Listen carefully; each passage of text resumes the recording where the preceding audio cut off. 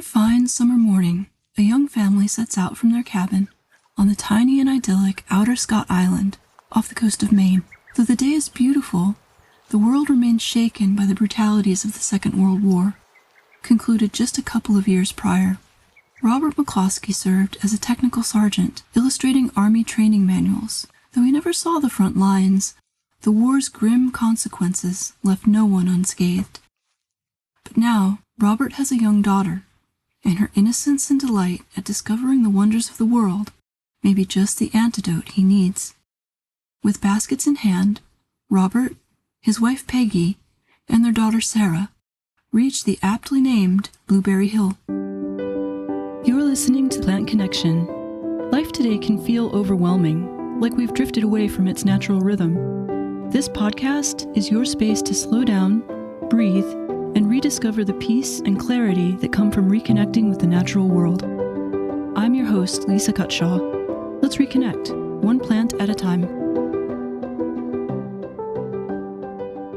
Here they begin their harvest, plucking plump, wild blueberries from the low-lying bushes and dropping them into their baskets one by one. As Robert watches his wife and child at work, something about the timelessness and deep-rooted satisfaction inherent in the activity sprouts a seed of inspiration in his mind. Back at the cabin, he begins drafting illustrations, no longer of military apparel and warfare tactics, but rather of blueberry bushes, amiable bears, and his own daughter. These illustrations will later immortalize his family's harvest in the classic children's book, Blueberries for Sal. Aside from being delicious, blueberries are a notorious superfood, and there's truth behind this status. Blueberries are packed full of antioxidants, which help stave off damage to our cells, as well as iron and other nutrients and minerals. And all these benefits are most concentrated in wild blueberries, which are the blueberries we'll be focusing on for most of this episode. These are not the blueberries you'll typically find on supermarket shelves. Wild blueberries, or Vaccinium angustifolium, to give them their scientific name, are smaller, sweeter, and grow on low-lying bushes that can spread across large areas, giving them their other common name of lowbush blueberries. In fact, these bushes grow in areas that most other plants can't. Take the barrens of Maine, for example. Over 10,000 years ago, the glaciers retreated from Maine, leaving behind a desolate, foggy plain scraped clean of organic matter. In time, a few inches of soil built up over the glacial till. For wild blueberries, this barren landscape was ideal. Wild blueberries have since become a fixture of what is now northeastern North America. These plants are highly resilient. The bush we see is just the tip of the iceberg, while 70% of the plant is beneath the ground. This subterranean component is made up largely of rhizomes, effectively underground stems, and while they might look like unassuming twigs, they are the plant's lifeblood. A rhizome can stay dormant for a century, sprouting when the conditions are right, making them ideal for harsher climates. But rhizomes are not the only way that blueberries spread and survive. In the spring, they produce clusters of whitish, bell-shaped flowers, which are pollinated by bees and other insects. Bumblebees are especially effective pollinators. Not only do they fly in colder and wetter conditions than honeybees, their characteristic buzzing causes a vibration in the flowers that releases deep pollen stores, a technique with the charming name of sonication. Once fertilized, the flowers will develop into blueberries. Unsurprisingly, blueberries are relished by a whole host of animals, including birds, rodents, foxes, raccoons, and bears. These animals spread the seeds far and wide, helping the blueberries disperse to new areas. Robins and bears are believed to be especially effective seed dispersers. In fact, bears play a key role in Blueberries for Sal, the children's book authored by Robert McCloskey after that fine morning in Maine. The story is simple, and it goes like this. Sal and her mother take their baskets out blueberry picking, but unbeknownst to them, they're not the only ones enjoying the bounties of the wild. A mother bear and her cub are also tucking into the feast. Absorbed in their harvest, Sal and the bear cub end up following each other's mothers, but thankfully soon realize their error and reunite with their own. It's a beautiful story because wild blueberries are presented as the bridge for our continuing connection with nature.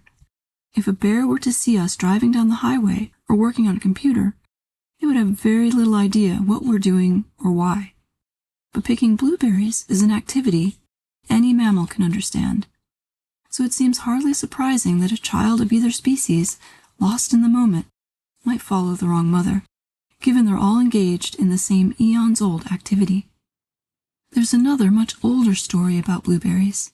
Some Native American tribes say that the Great Spirit sent down the berries to alleviate a great famine among its children, the tribe's ancestors. And this celestial origin is why the berries have a 5-pointed star on one end. That's why some call them starberries. Now I know I'm not the only kid out there who like to pull some of those flowers for a quick taste. And they really are star-shaped flowers. They're tiny little bells. And even the flowers are sweet. But you can only try one or two because the flowers are what eventually form the berry. Blueberries were a staple of indigenous diets for millennia. They were not only consumed fresh, but also dried or smoked, preserving them for the lean winter months. Some Native American groups combined dried blueberries with powdered dried fish or meat and tallow to make calorie-dense pemmican, the original energy bar. Interestingly, pemmican is seeing a revival these days among followers of paleo diets and survivalism. Another blueberry dish is described by French explorer Samuel de Champlain in 1615. He observes Native Americans combining dried, powdered blueberries with cornmeal, honey, and water to make a succulent pudding called sautetig. Sorry if I'm saying that wrong. I looked up the pronunciation on the internet, but I'm not sure how accurate it was. This dish is likely to have made an appearance at early Thanksgiving feasts. Which brings us on to settler history. For the colonizers, blueberries were invaluable, not just as a foodstuff, but also for their many medical properties. Many settlers would have been familiar with blueberries' close cousins, bilberries, which carpet a lot of foggy Scottish plateaus. Perhaps this familiarity helped them feel a little more at home. Englishman John Josselyn recounted that New Englanders used blueberries to cool the heat of fevers and quench thirst, and also expounded their culinary worth. Elsewhere, early medical books note that settler women would use blueberry tea as a relaxant during childbirth. Traders soon realized the potential for blueberries, and commercial consumption began. Wild blueberries were hand-picked and taken by schooner or rail to town markets, fresh or canned. In the 1800s, a hand rake was developed for easier harvesting, a design that around a fifth of producers continue to use to this day. Settlers had also learned from Native Americans that burning the blueberry barrens every few years led to increased yields. These efficiencies proved timely, helping to feed the Union Army during the American Civil War. But even during these harvests, blueberries were not cultivated. These bounties were purely from wild crops with minimal management. We're still talking about wild blueberries here, which have never been cultivated on the scale of their close cousins, highbush blueberries. And this lighter touch brings benefits ecologically. Most commercial wild blueberry farms remain on the naturally occurring blueberry barrens, so there was never any land conversion involved. In fact, the thin, acidic soils in which they grow would be unsuitable for most crops. But wild blueberries benefit from a special symbiotic relationship. Their roots are mycorrhizal, which means they host certain fungi species that are well equipped to extract scarce nutrients from the soil.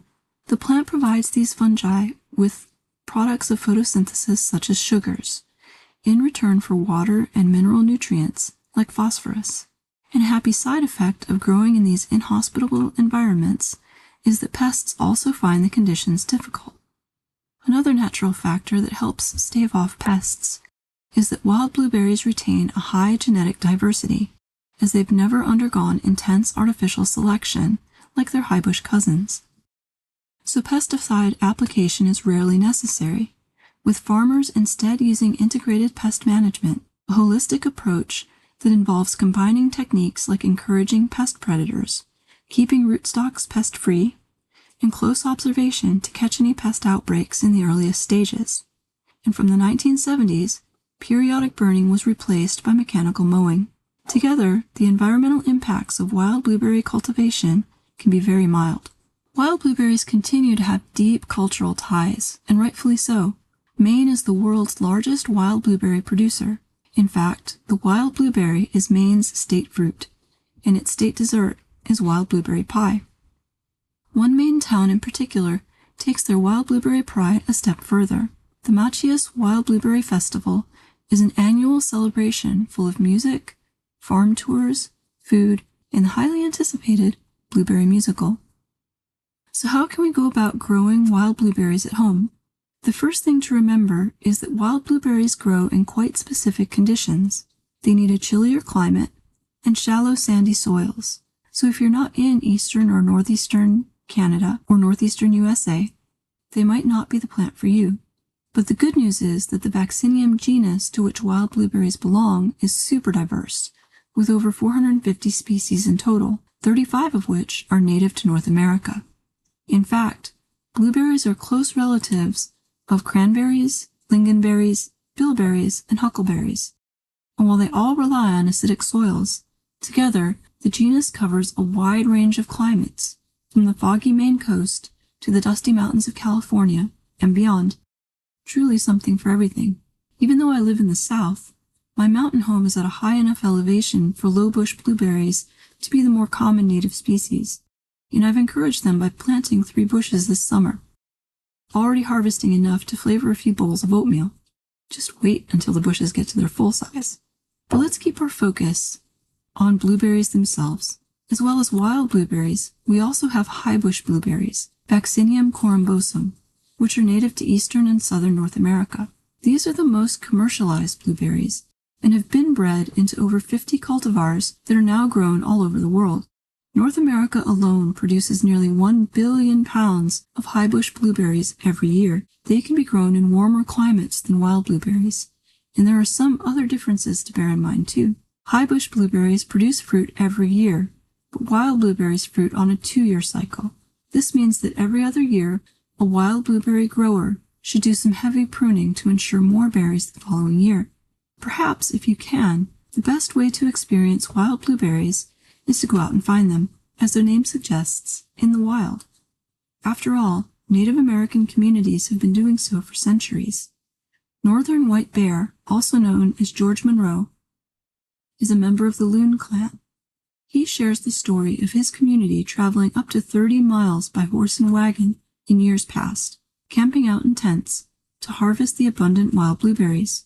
While the campsites are now no more, the tradition of picking blueberries remains. These days, community members head to the fields in trucks and ATVs, there and back in a single day. It's important to consciously value and protect these connections. Off the coast of Maine, Outer Scott Island remains a haven for nature. Robert McCloskey's daughter Sarah is now in her latter years, though children continue to meet her infant self within the pages of Blueberries for Sal. In 2017, Sarah and her sister Jane decided to donate the island to the Nature Conservancy to keep it wild and wondrous for generations to come. Sarah still spends much of her time on the island, where she spent her formative years, her dog Quill by her side. And just one state over, one mother's more recent experience shows how our relationship with wild blueberries truly transcends both generations and species. On one fine New Hampshire morning, Megan McCarthy McFall drove her kids to a local wild blueberry patch.